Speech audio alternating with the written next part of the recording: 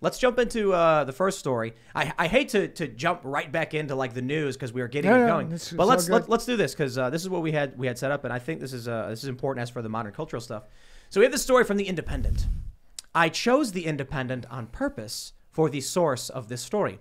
Psaki links Kyle Rittenhouse to Proud Boys after teenager hits out at Biden over white supremacist defamation.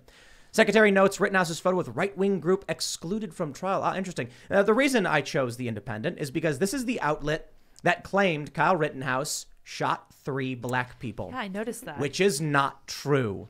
So of all of the outlets that would like to make a comment on Kyle Rittenhouse and defamation, I thought this would be the funniest one to use. The Independent says that Peter Doocy asked whether or not Mr. Biden would ever apologize to Mr. Rittenhouse for suggesting online and on TV that he's a white supremacist. And Psaki responded, the video was meant to show how Trump actively encouraged white supremacists and right-wing militia groups during his presidency. In her answer, she referred to a 2020 photo that showed Rittenhouse posing with a member of the Proud Boys. Mr. Biden, she added, spoke to the verdict last week. He has obviously condemned the hatred and division and violence we've seen around the country, committed by groups like the Proud Boys and groups that individual has posed in photos with. Doocy's question did not address the photo referenced by Psaki, blah, blah, blah. I love it. I love this idea that how many conflicts are the Proud Boys involved in? You know, a decent amount.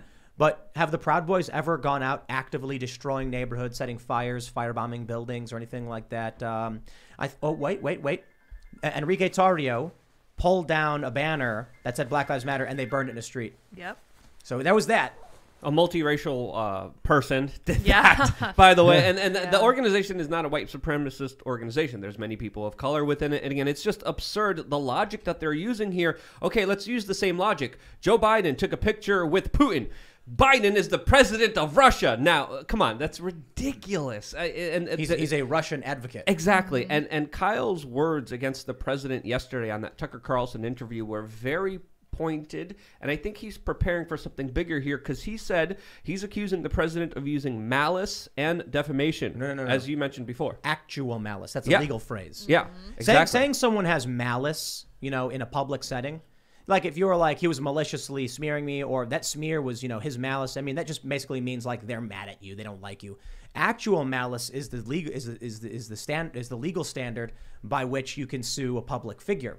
So here's what I think happened. I think Rittenhouse is talking to his lawyers, and they said, you know, we believe what Biden said about you was actual malice, or maybe something to that effect. And then Kyle was like, oh yeah, in the colloquial sense, and then says it to Tucker.